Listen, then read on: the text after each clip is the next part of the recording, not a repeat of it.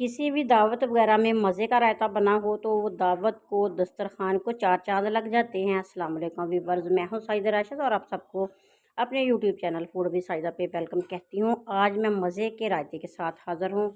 तो कद्दू का रायता बनाएंगे। इसके लिए मेरे पास 2 कद्दू हैं, तो फ़िलहाल मैंने एक बड़े साइज़ का कद्दू लेना है। इसका रायता बनाएंगे।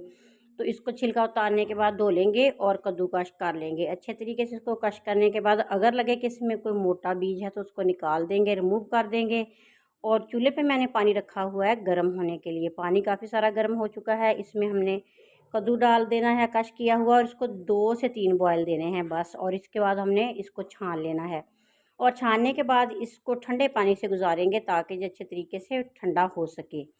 तो इसका मज़ेदार रायता हम बनाएंगे। इसमें एक प्याज जाएगी, क्यूब्स की शक्ल में प्याज को काट लेंगे, नमक लगा के इसको हाथ से थोड़ा सा दबाएंगे इसका पानी और धो लेंगे। तो दही है मेरे पास 3 पाव, और इसमें मैंने धनिया, पुदीना और सब्ज़ मिर्च तीनों ये मिक्स करके चटनी बनाई है।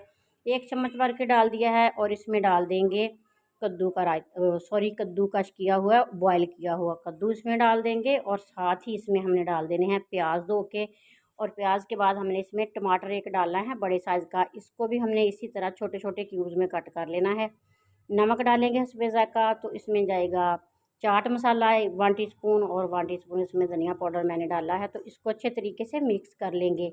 अगर आप चाहें तो इसमें तीखी मिर्च भी डाल सकते हैं, काली मिर्च भी डाल सकते हैं। तो लीजिए, हमने इसको ज़ीरे से इसके ऊपर थोड़ा सा ज़ीरा स्प्रिंकल किया और पुदीने के पत्ते लगा दिए। माशाल्लाह से ये मज़े का रायता तैयार हो चुका है। वीडियो अच्छे लगे तो लाइक कीजिएगा, शेयर कीजिएगा। अल्लाह ताला आप सबको अपनी ज़बान में रखे और बहुत सी ढेरों खुशियाँ देखना नसीब करे, आमीन। नेक तमन्नाओं के साथ अल्लाह हाफिज़।